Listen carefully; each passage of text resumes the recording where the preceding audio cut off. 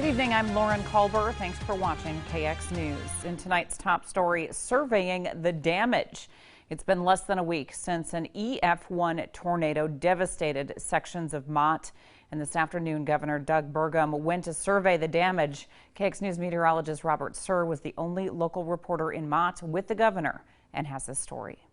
The Welcome to Mott sign behind me is a perfect example of the damage caused by Friday's EF1 tornado that rolled through the town under the cover of darkness, snapping it like a small twig. On Tuesday, Governor Doug Burgum was in Mott to see the damage with his own eyes. We got to get some shelters in place, cement down in the trailer court we have. We need some places for people to go. Storm shelters are just one thing Mott officials say they need in the future to protect their residents. As for the 800 or so people who call Mott home, some of their lives have been turned upside down by Friday's EF1 tornado. The National Weather Service says Friday's twister began just north of town before ending near the Hettinger County Fairgrounds. But even though the tornado missed the central business district, the damage it did do will have a lasting impact on the people it affected.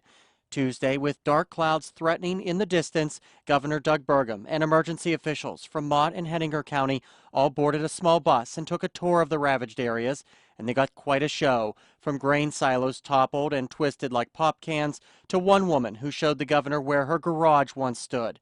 The tour ended at the Hettinger County Fairgrounds, where the governor saw the destroyed exhibition building.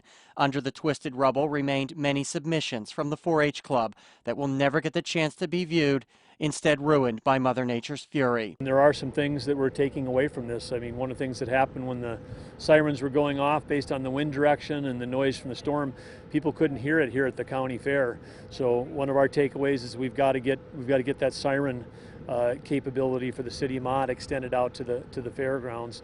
Also on the tour was Mott Mayor Troy Mossbrucker, who tells me everywhere he looks, he sees more damage. Somebody stopped me and asked me if I'd been up to the car wash, and I said no. I went up there and pulled in the parking lot, and I said, oh my God. I mean, there's 16 doors, there's one door in, and the roof was gone. That was just amazing. Both the governor and Mott officials thanked the National Weather Service for getting the warning out nearly a half hour before the tornado touched down. It's critical minutes that most likely saved lives. Reporting for KX News, I'm Robert Sir. The mayor tells KX News they hope to get everything back to normal before the first snowflakes begin to fly. But before that can happen, the city must make a formal request for disaster area status. What the people of Mott need right now is for the town to be declared a disaster area so they can get the much needed funds to recover. Yes, I will.